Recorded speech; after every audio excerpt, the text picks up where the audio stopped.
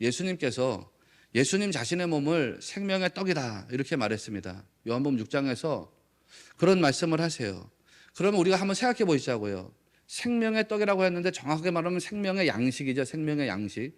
히브리 말로 레헴이라고 하는 게 떡이 아니라 양식이라는 뜻이라 했잖아요. 생명의 양식. 여러분이 보편적으로 생각하는 생명의 양식이라는 게 뭐예요? 우리가 이 세상 살아가면서 생명의 양식을 지금 먹고 살아갑니다. 뭐가 생명의 양식입니까? 뭐가 생명의 양식입니까? 우리에게. 우리 영혼을 살리는 뭐가 생명의 양식입니까? 그렇죠. 말씀이죠. 말씀. 네. 말씀이 우리 영혼의 양식 아닙니까? 생명의 양식 아닙니까? 그러니까 예수님이 나의 살을 받아 먹어라 라고 하는 거 생명의 양식을 받아 먹어라.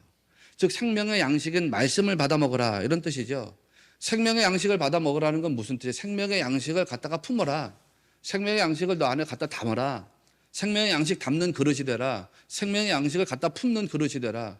생명의 양식을 끌어와가지고 이 안에 담으라는 거, 이 안에 담아. 여러분이 생명의 양식을 먹어서 이 안에다 담으라는 것입니다. 담으라는 거. 그런데 그 생명의 양식인 말씀, 이 말씀도 아무 말씀이나 갖다가 담으라는 게 아니에요. 어떤 말씀을 갖다 담으라고 그러냐면 예수님이 가지고 계신 말씀을 갖다 담으래요. 나의 살과 나의 피니까 예수님의 말씀, 예수님이 즉 품고 계신 말씀, 예수님이 담고 계신 그 말씀을 갖다가 여러분에게 담으라는 거예요. 그러면 예수님이 품고 계신 말씀이 뭐겠어요? 예수님 품고 계신 말씀은 다르게 말하면 하나님의 말씀이죠. 이 하나님의 말씀은 하나님의 마음으로부터 나온 것이니까 말씀의 출발은 마음 아닙니까? 그러면 이제 우리가 하나님의 마음이 뭐냐라는 것을 알면 된단 말이에요. 그 하나님의 마음을 말씀으로 하나님이 우리에게 주셨는데 그 말씀으로 이루어진 마음을 우리 안에 담으면 되는 거란 말이에요. 그러면 하나님의 마음이 뭐냐? 창세기부터 요한계시록까지 계속해서 제가 여러분에게 강조했던 성경에 단일적인 메시지가 있습니다. 이 메시지를 빼놓고 나서는 성경을 말할 수 없다 그랬죠.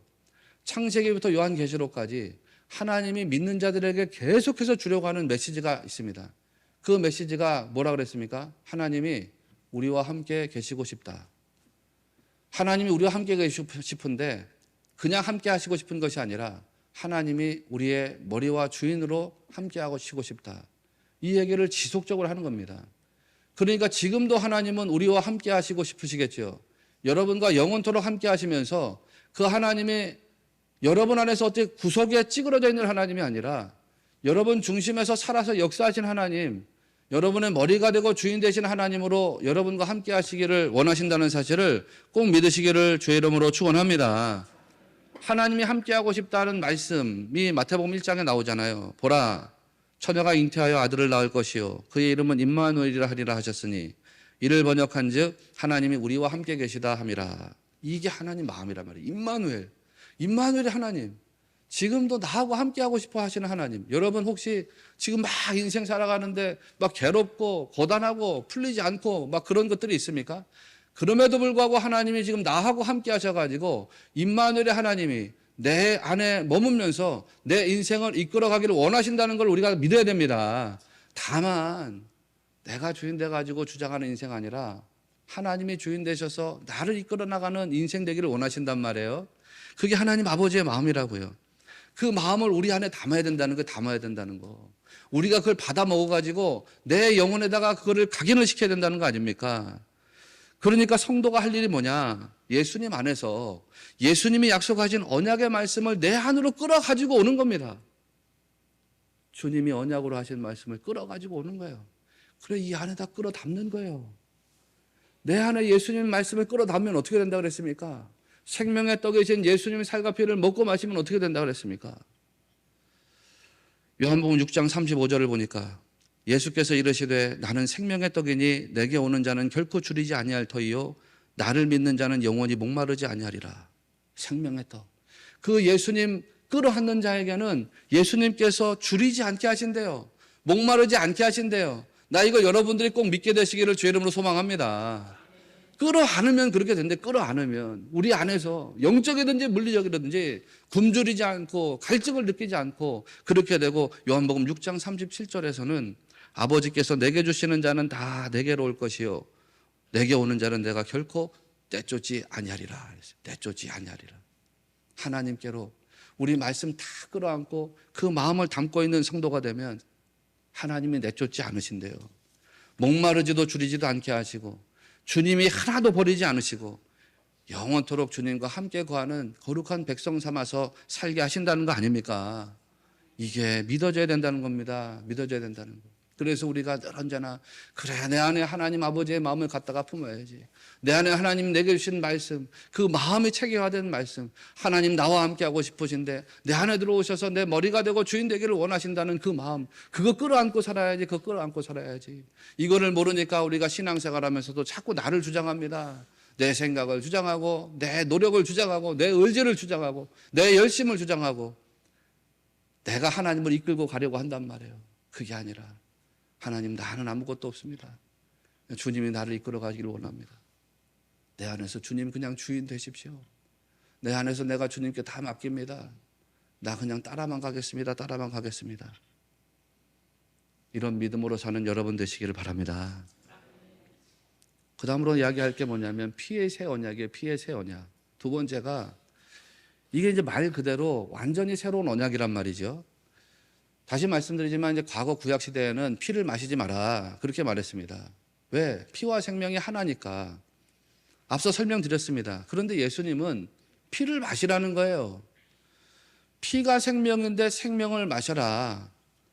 즉 피가 생명인데 그 생명을 먹으라 이렇게 말씀하신 겁니다. 그러니까 예수님 말씀에는 어떤 메타포가 있는 거죠? 분명한 메타포가 있는 거죠. 예수님이 허락하셨다는 거예요. 새 언약 속에서는. 과거에는 아무도 그게 허락되지 않았어요. 구약시대에는. 그래서 피를 먹으면은 다 생명이 정죄받게 돼 있거든요. 그런데 예수님이 내 피는 마셔도 돼. 마시라는 게 뭐예요? 내 피 갖다 마셔. 허락 아닙니까? 허락.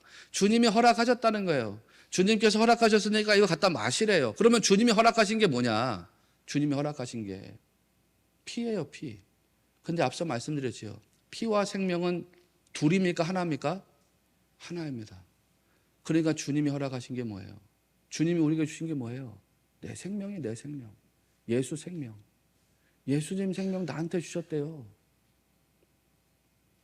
나 완전 사망의 죄인인데 우리 예수님이 자기의 생명을 나와 여러분에게 주셨다는 거 아닙니까? 생명이 본래 하나님의 소유입니다.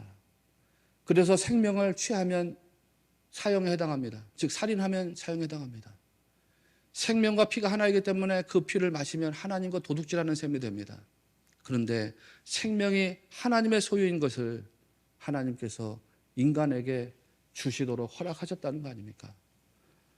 생명이 하나님의 것인데 예수님 생명도 하나님의 것인데 하나님께서 인간들에게 하나님의 소유된 생명을 그냥 아낌없이 다 주셨다는 게 주셨다는 거. 하나님의 독생자이신 예수님 생명 우리에게 다 주셨다는 거예요. 그래서 예수님 생명이 내 안에 들어오면 내 생명이 예수님 생명이 돼요.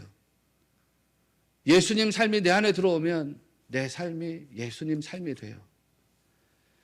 그래서 우리가 그리스도 안에 있으면 새로운 피조물이 된다고 이야기하는 겁니다. 그리스도인은요, 새로운 생명이 된 사람입니다. 바울이 말했죠. 그런즉 누구든지 그리스도 안에 있으면 새로운 피조물이라 이전 것은 지나갔으니 보라 새 것이 되었도다. 너무 여러분 익숙하고 잘 아는 말씀 아닙니까? 여기서도 새롭다는 말이 카이노스예요. 카이노스. 완전히 우리는 질적으로 새로운 사람이 됐다는 거거든요. 그러면 어떻게 우리가 질적으로 새로운 사람이 되었느냐? 여러분이 인정하든지 않든지 간에 여러분은 완전히 새로운 차원의 사람이에요. 왜냐하면 여러분 안에 그저 사망의 죄가 있었을 뿐인데 여러분 안으로 누가 들어오셨기 때문이에요. 예수 그리스도가 들어오셨기 때문입니다. 가치가 달라진다 그러잖아요. 가치가. 똑같은 나무통에 뭐를 담느냐에 따라서 그 통의 정체성이 달라진다고 했잖아요. 같은 나무통이라고 하더라도 거기에 술 담으면 술통이고 물 담으면 물통이라고 그랬잖아요. 쓰레기 담으면 쓰레기통이고 숟가락 젓가락 담으면 수저통 되고 그런 거예요. 보석을 담으면 보석함이 된다고 했잖아요. 우리는 다 사망의 죄인인데 내 안에 누가 계시다고요? 보배로우신 분, 그 예수 그리스도가 살아서 역사하시기 때문에 나나 여러분이나 다 하나님 보실 때 보배로운 하나님의 자녀된 줄로 믿습니다. 생명을 주셔서 그렇게 하셨다는 거예요. 생명을 주셔서. 그래서 완전히 질적으로 새로운 피조물이 됐어요. 어떻게 우리가 새로운 피조물이 된 거냐면 그리스도의 피를 마셔드림으로써 그렇게 된 거예요. 그리스도의 피를 마셔드림으로써. 그리스도의 피를 마신다고 하는 것은 내 피가 그리스도의 피로 대체된다는 뜻이 아닙니다. 무슨 통일교에서 말하는 피가름 같은 거, 내가 그리스도의 피를 마셔서 내 피가 사라지고 그리스도의 피가 대신됐다, 이런 뜻이 아닙니다. 그리스도의 피를 내 안에다가 담는다는 것은 그리스도의 생명이 내 안으로 담겨진다는 뜻입니다. 이걸 뒤집어서 말하면 그리스도 예수님의 죽음이 곧 나의 죽음이 된다, 이런 뜻입니다. 예수님의 죽음이 나의 죽음. 그래서 모든 그리스도인들은 예수님이 내 안에 들어오는 순간에 나의 죽음을 경험합니다. 왜? 예수님이 십자가의 죽으심으로 우리 구원을 이루셨기 때문이거든요. 좀 어려운 표현일 수 있기 때문에 여러분 다시 한번 묵상해 보십시오. 갈라디아서 2장 20절에서 이렇게 말했지요. 내가 그리스도와 함께 십자가에 못 박혔나니 그런즉 이제는 내가 사는 것이 아니요 오직 내 안에 그리스도께서 사시는 것이라. 내가 그리스도와 함께 십자가에 못 박혔다는 거 아닙니까? 십자가에서 내가 그리스도와 함께 죽었다는 뜻입니다. 그래서 이제는 내가 사는 게 아닙니다. 나는 죽어진 자가 되었어요. 예수님의 피를 마심으로 예수 생명이 내 안에 들어와서 나는 죽은 자가 됐거든요. 예수님의 죽음이 내 안에 들어와서 나는 죽은 자가 됐거든요. 그래서 내가 살아갈 수 있는 존재가 아니라 내 안에 살아 역사하시는, 다시 부활해서 살아 역사하시는 그 그리스도 예수님으로 우리가 사는 존재가 되었다는 것입니다. 이게 완전히 차원이 다른 이 성도의 모습이라는 거거든요. 그래서 그리스도의 죽음을 나의 죽음으로 느끼지 않으면 구원이 없습니다. 그러니까 그리스도인의 구원은 결국 어디서부터 시작되냐면 죽음에서부터 시작이 됩니다. 내가 죽어지고 그리스도 예수님과 함께 십자가에 못 박혀서 죽어지고 죽어진 내가 그리스도 안으로, 그리스도께서 내 안으로, 내가 그리스도 안에, 내가 그리스도께서 내 안에, 이렇게 사는 자가 될 때에 구원의 백성 됐다라고 말할 수 있는 것입니다. 그렇게 구원의 백성 될 때에 예수님께서 언제나 우리 안에 들어온 예수 생명의 피로, 예수님의 흘리신 그 보혈의 피로 우리의 죄를 다 가려주신다는 거 아닙니까? 우리의 죄를. 로마서 4장 7절에서 불법이 사함을 받고 죄가 가려짐을 받은 사람들은 복이 있다 그랬습니다. 가려짐, 여러 번 얘기했지만 헬라어로는 에피칼립토입니다. 에피칼립토는 덮는다, 숨긴다, 이런 뜻이죠. 덮는 거, 숨기는 거, 이게 에피칼립토입니다. 아포칼립토 그러면 드러내는 거, 계시하는 거, 반대말이 에피칼립토라 그랬죠. 사도 바울이 아주 의도적으로 이 단어를 사용했습니다. 예수 그리스도께서 흘리신 그 보혈로 우리의 죄를 덮으셨다, 숨기셨다, 가리셨다라는 겁니다.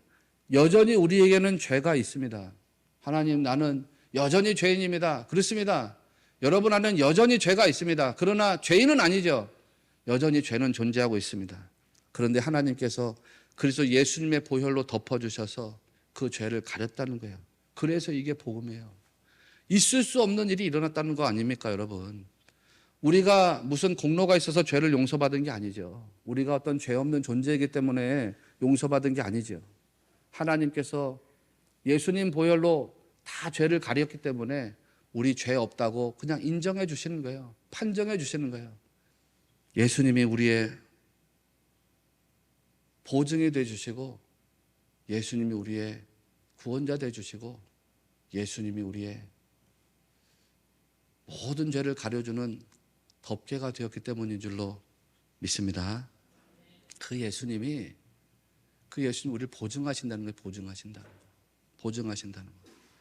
나 오늘 이 보증에 대해서 여러분과 최종적인 메시지를 나누려고 합니다. 히브리서 7장 22절에서 이와 같이 예수는 더 좋은 언약의 보증이 되셨다, 이렇게 말하고 있습니다. 더 좋은 언약은 새 언약을 말하는 거겠죠.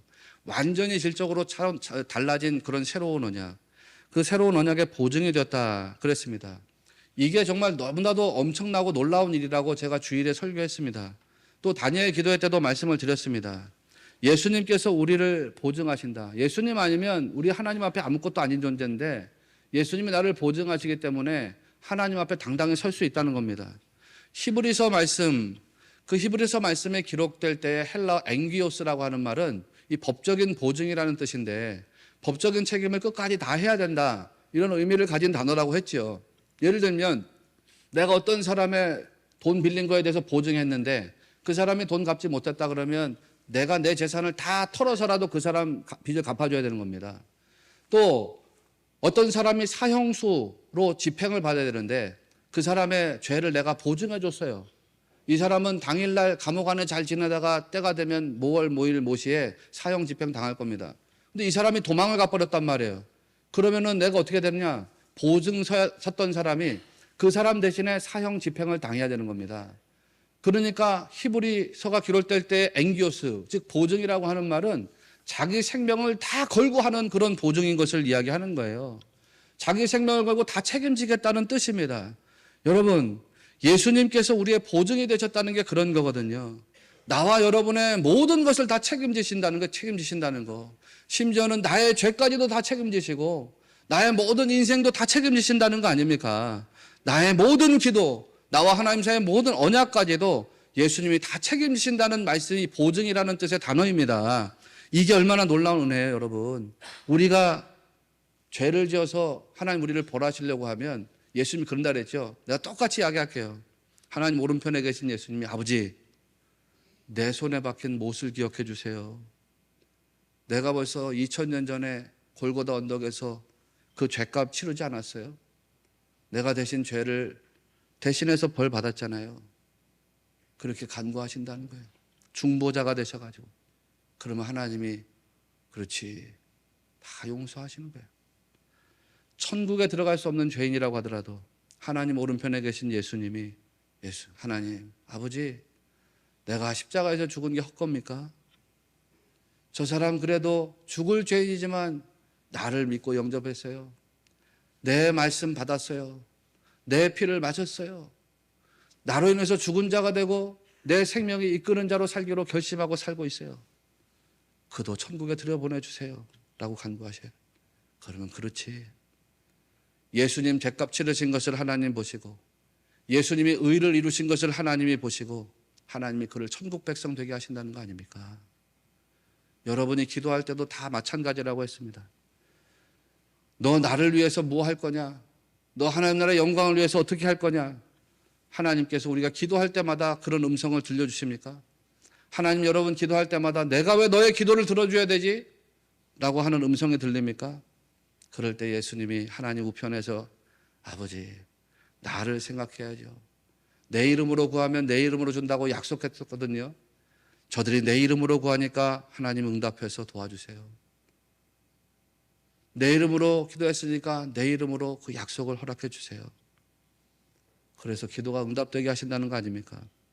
그래서 우리가 기도할 때 누구의 이름으로 기도해야 된다고 그랬어요?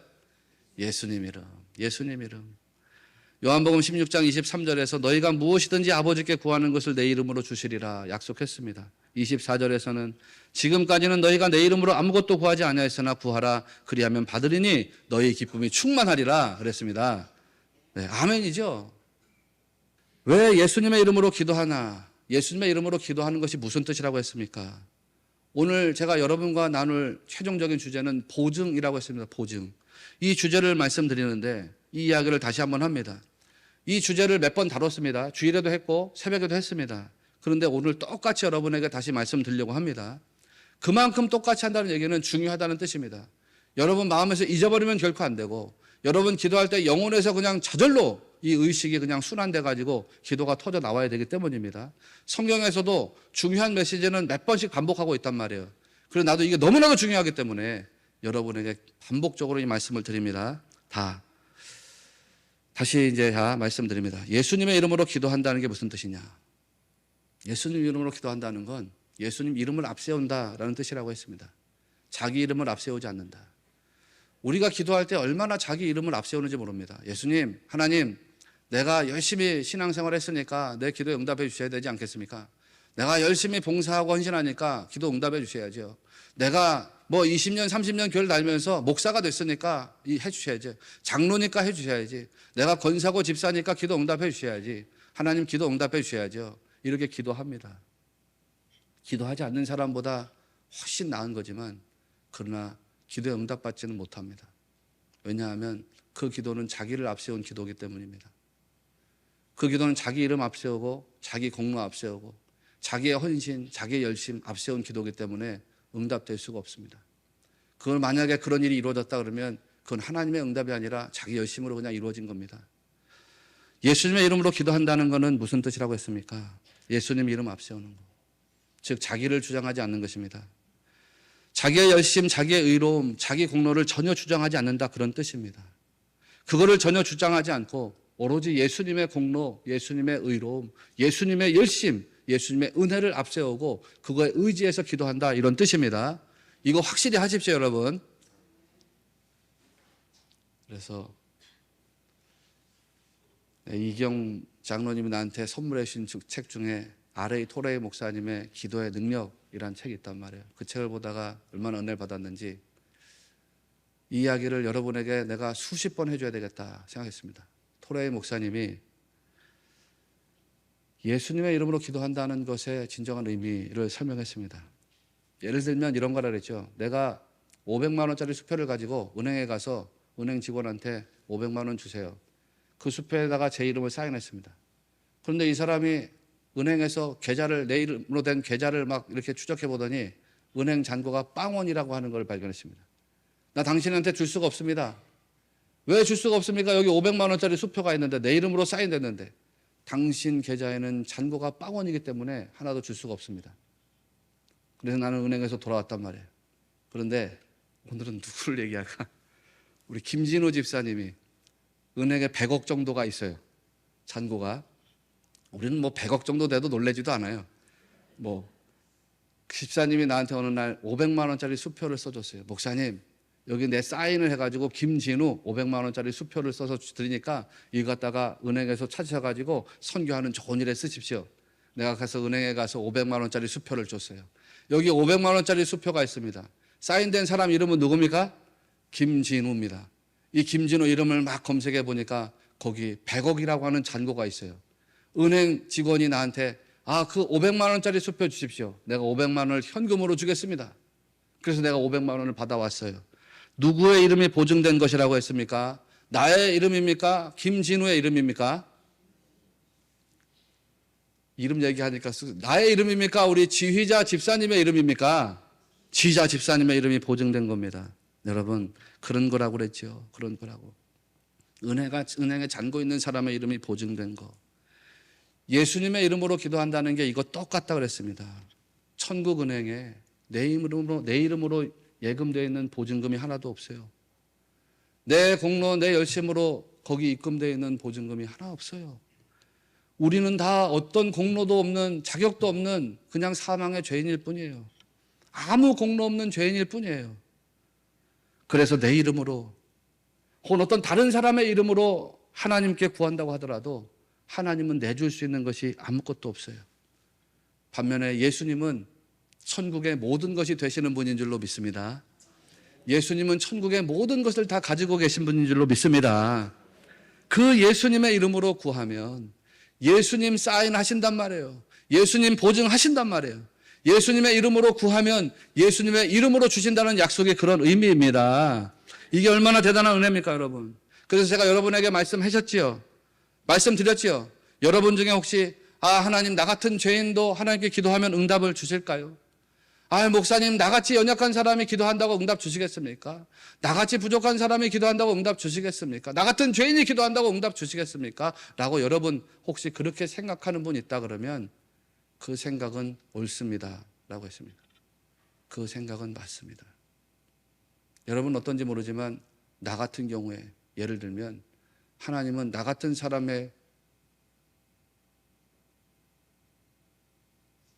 기도에는 응답하지 않습니다.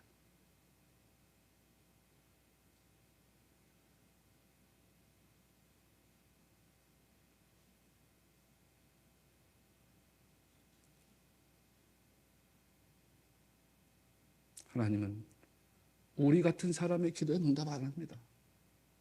우리는 그냥 죄인이니까. 그런데 내 안에 있는 누구를 보시고서 응답하신다고 했어요? 예수님. 내 안에 계신 예수님. 그 이름을 보시고 응답을 주신다는 거 아닙니까, 여러분? 나 같은 사람은 죄인에 불과해요. 그런데 그 죄를 다 갚아주신 분이 예수님. 그래서 하나님께 의롭다고 인정받게 해주신 분이 예수님입니다. 그 예수님이 여러분과 저를 보증하셔서 여러분과 저의 기도에 하나님 응답하시도록 지금도 중보하시는 줄을 믿으시기를 축원합니다. 구원의 은혜도 그거고 응답의 은혜도 그거고 신앙의 은혜도 그거예요. 그러니 예수님이 우리 인생 다 책임지신다는 것을 믿고 사는 성도 되십시오. 다만 내가 그분의 살과 피를 먹고 마시는 자가 되었을 때 주님 우리를 다 책임지시고 우리 인생을 선한 길로 인도해 나가실 줄로 믿습니다. 그런 믿음으로 승리하는 우리 모두가 되시기를 주님의 이름으로 축원합니다.